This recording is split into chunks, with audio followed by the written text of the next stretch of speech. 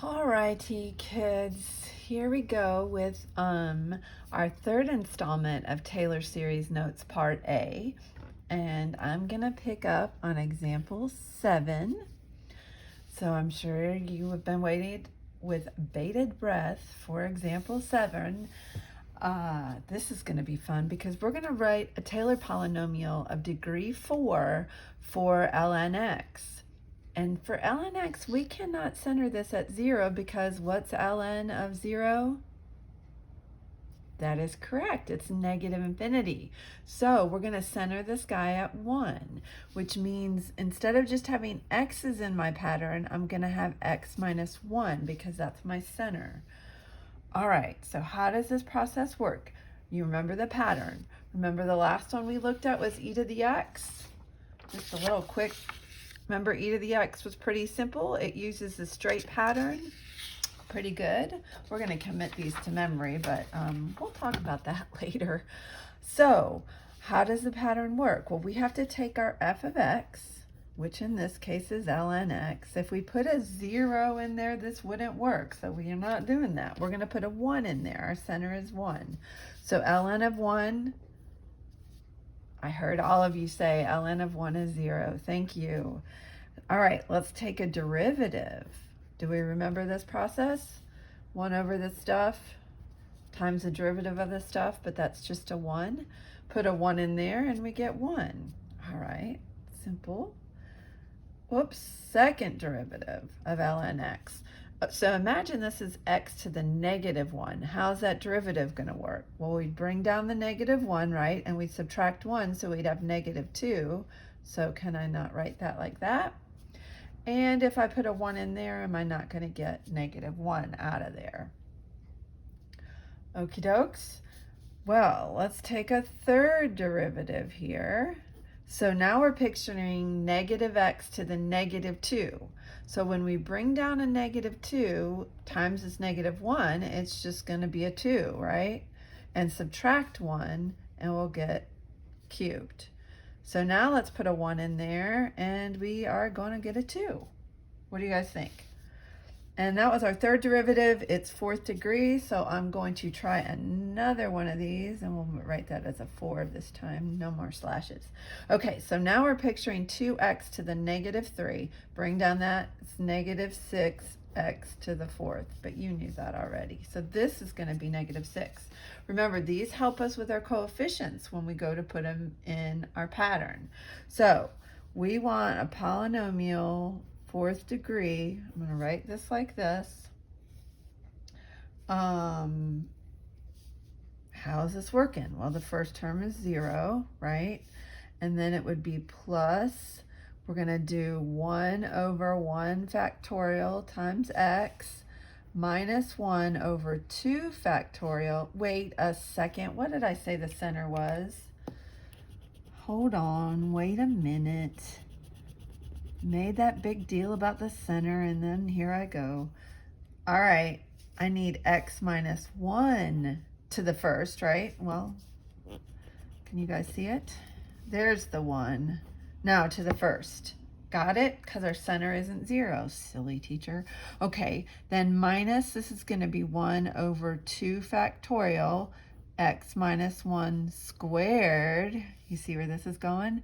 Plus 2 over 3 factorial, x minus 1 cubed. And I got to sneak another one in there. Minus 6 over 4 factorial, x minus 1 to the 4th. All right, let's look at that and see if I have done anything egregious yet. I don't think so, but let's simplify all that.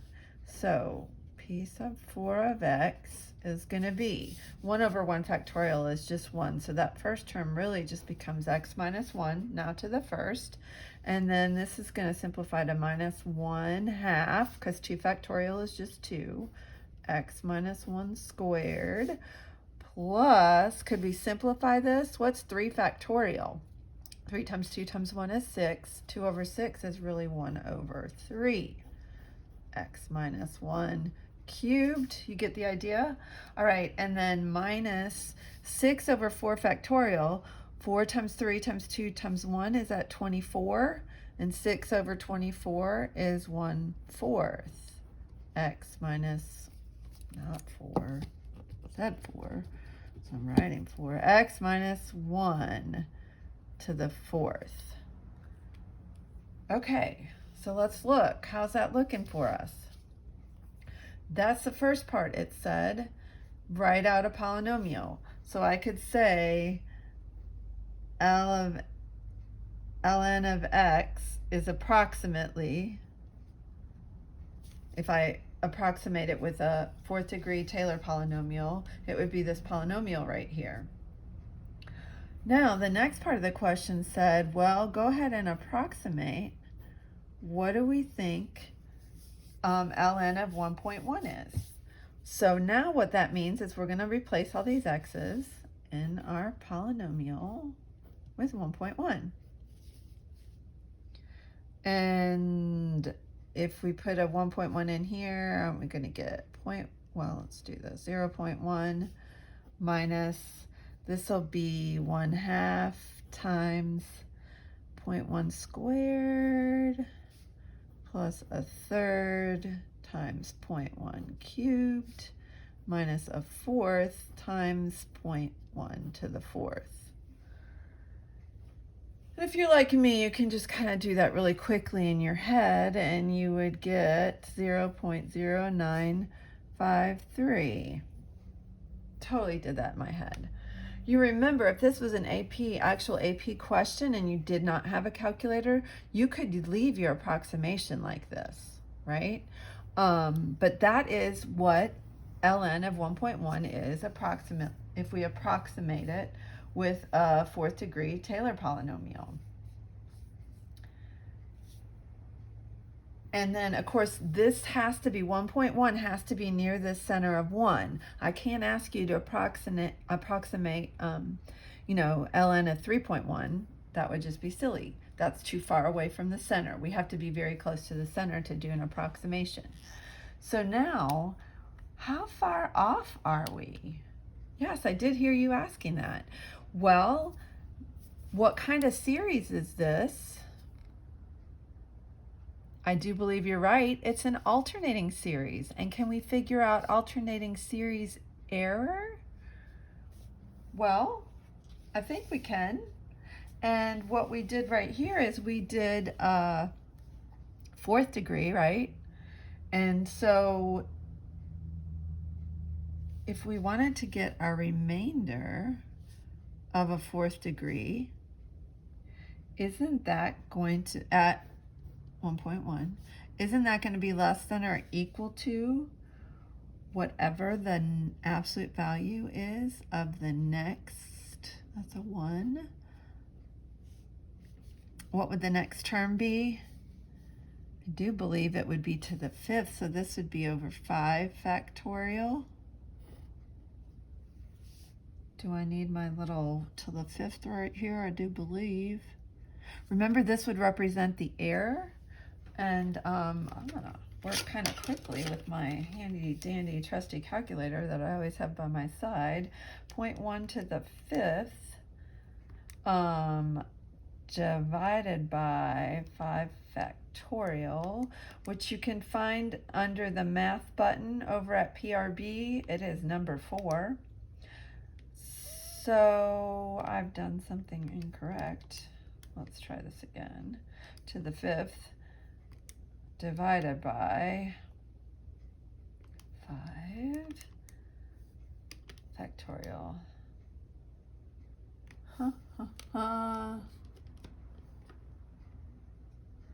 It's a really, really tiny number. I didn't do anything wrong. 0.1234567. That's our error. That's what that is in the calculator. So remember, we could make an interval with this, and we could say the sum actually, well, we're not predicting the sum. Silly, silly me. Going back to when we were predicting the sum of a series, we can say that error or the true value of ln of 1.1 lies somewhere between this minus this and this plus this. So I'm just gonna say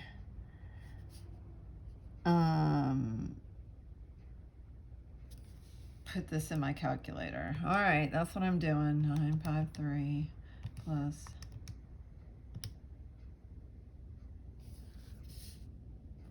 so this is gonna be 0. Golly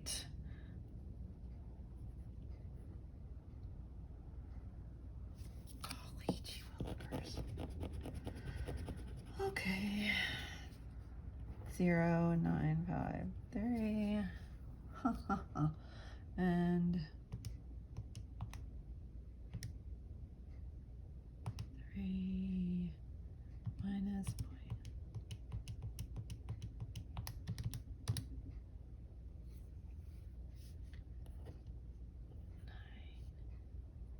3, 4, 9. I'm going to write this 0.09. Sorry guys, I should have done this before, but I didn't. Not plus 0, 0, 0, 0.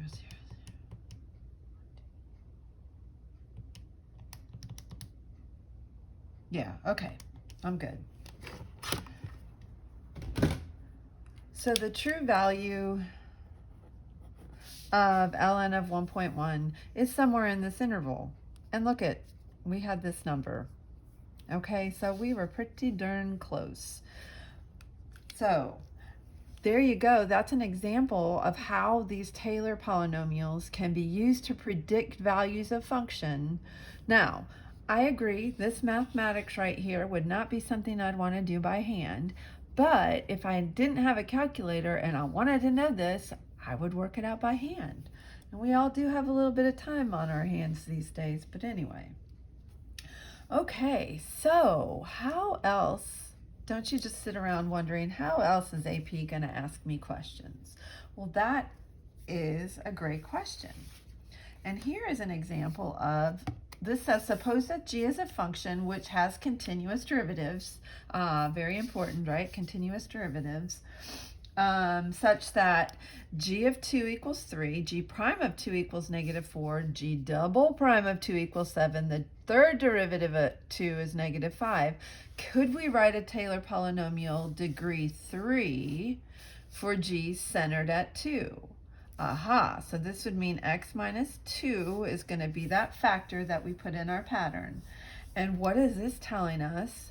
Well, this is telling us the coefficients, right?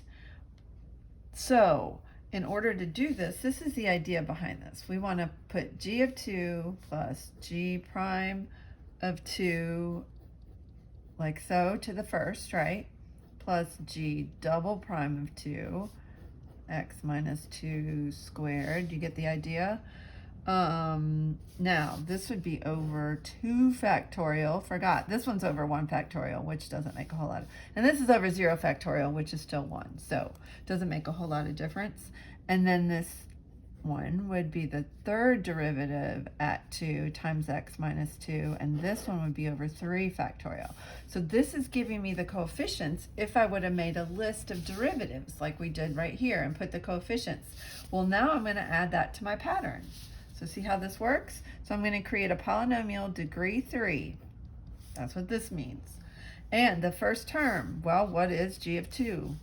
That is a 3. Plus, I want the derivative, plus it's minus because it's negative 4, minus 4 times x minus 2. Now remember, to the first over 1 factorial is just going to look like that. And then what's the next one? Plus 7 times x minus 2 squared over 2 factorial. See, sneaky, we got to put that in. And then what's the next one? Minus 5 times x minus 2 to the third. Whoops, I guess I'll write them all the way I did. La la la. Here we go, 3 factorial. What do you think? So when they did this, they're giving us the coefficients as if we were to take all these derivatives like this and figure them out by plugging in the center. So they gave us that piece. We had to add it to our pattern to get this polynomial right here. So that, my friends, is the correct answer. We're just plugging along here, aren't we? All right. Next, how can they ask us some more questions? This question, example 9, looks very much like an AP problem, I do believe. So let's investigate right here. So here it gives us a polynomial. This one happens to be a 4th degree, about x equals 4, so that's our center. They want us to find f of 4. Well, this one's pretty simple because f of 4 is just going to be that first term sitting right there. So that is just a 7. Okay, all right, we're starting off good. And then they ask us to find f triple prime, right, of 4.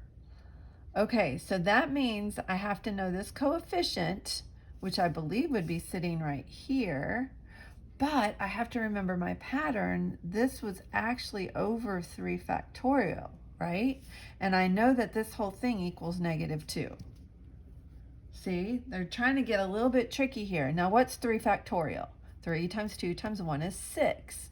So what is f triple prime of 4? It's -2 times 6, or -12. Look at us go. So I found f of 4. That's just this first term sitting here. But in order to find the third derivative term, I have to take into account this is my coefficient, right? And I would take the third derivative and put it over 3 factorial, set it equal to that coefficient, work this math magic, and that would be a -12. Very nice. Okay, so what's next? Part B says, write a second degree Taylor polynomial for the derivative of f about x equals 4, and then use it to approximate the derivative at 4.3.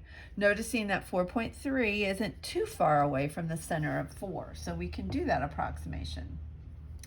I just need the derivative of p. And guess what, guys? It is as logical as you think. Here's our polynomial. We're going to take the derivative of this polynomial. So derivative of 7 is 0. Derivative of this is going to be what? -3. And then plus, here we go, we're going to bring down the 2, multiply right here, and we're going to have 10 times x minus 4. Next one. We're going to bring down this 3 and multiply it right here, and that's going to be -6x minus 4 squared. And do I need to keep going? I think not. Second degree. I have a second degree. Perfect. All right, so that's the first part of that question, of this piece. And now it asks me to find this. So in order to find, so here's my derivative of f, right? -3 plus 10x minus 4 minus 6 times x minus 4 squared. Okay, and now let's make a prediction for this. So guess what? I'm going to replace my x's with 4.3. And again, if I didn't have a calculator, I'm just going to plug that in here and leave it, okay? But I did have some magic of a calculator, and so this would be 10 times 0.3, 0.3 minus 6 times 0.3 squared. And of course, doing this all really quickly in my head like I can do, I get -0.54. Perfect. Again, if I didn't have a calculator, I would leave it something like this. I would show that I knew to plug that in, and then I would walk away because I might make a mistake after that. Okie dokie. What about part C? Well, part C says, write the 4th degree Taylor polynomial, and we're going to call it g of x, where we integrate from 4 to x f of t dt about x equals 4.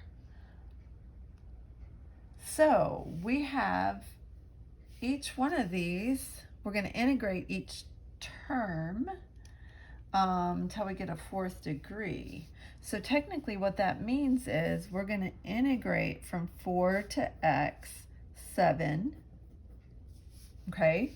And then we're going to integrate from 4 to x, what's our next term? Negative 3x minus 4.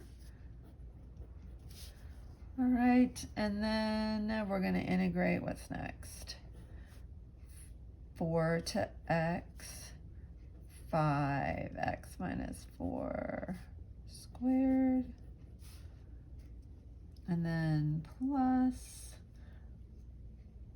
how about one more? Do you know I can stop at this next one? What do we got? Negative 2x minus 4 cubed. Because if I want 4th degree and I integrate something cubed, that's going to be to the 4th. So I'm going to stop there. Also notice that these are definite integrals, so when I integrate, I'm not going to have a plus c here. All right, so now remember when you integrate a constant, that's going to be 7x, or I can think of it as 7x minus 7 times 4, which I'll just write it out like that, plus, well, what happens here when I integrate this?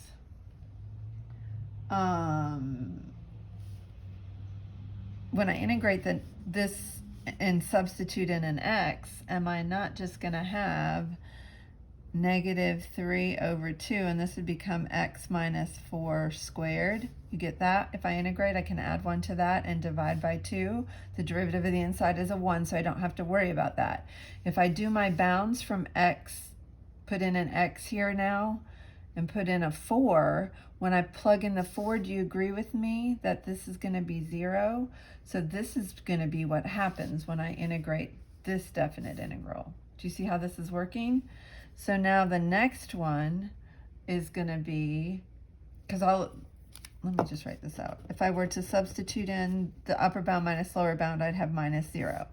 And in this next one, I would have, how are we going to do that? 5/3 x minus 4 to the 3rd. Upper bound would be this, minus lower bound would be this. And then here we go, let's do one more, negative 2 over 4. This would be x minus 4 to the 4th. You guys see what I'm doing? I'm just adding 1 to this power and then dividing by it, just the power rule. If I do upper bound minus lower bound, I would end up with an x in here minus 0. So we get this idea here? And so if we integrate from 4 to x, our polynomial, the one we started with, we are going to get, I'm going to write this 7 times x minus, I should have written that first term. That looks better like that, doesn't it? And then minus 3/2 x minus 4 squared plus 5/3 x minus 4 cubed, and then minus, you want to change that to 1/2, or you can keep it as a 2/4, whatever you like. How's that? And that's what they've asked us to write. A 4th degree Taylor polynomial. Could we say this is g of x? And we're going to integrate the polynomial we've been given and yada, yada, yada. Look at how that works. So this isn't difficult, but if you try to skip steps, if you're going to be like me, you would lose it somewhere, okay? So last part of this question, can f of 3 be determined from the given information? Well, remember we were given this polynomial to start up here, and it is centered at 4. So I'm going to go with 3 is too far away from 4 to be able to determine what's going on with f of 3. So we could say something like, since p of x is centered at 4, is centered at x equals 4, and we could tell we can tell the function at 4, we can end at the derivatives, but 3 is too far away. Centered at 4, nothing is known at x equals 3. I'm going to sneak it in here. F of 3 cannot be determined.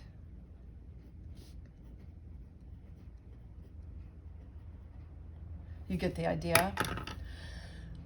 And I do believe that that is good for now, because 25 minutes is going to be a lot to upload. Miss you guys a lot, but hopefully we'll get to talk soon. Bye-bye.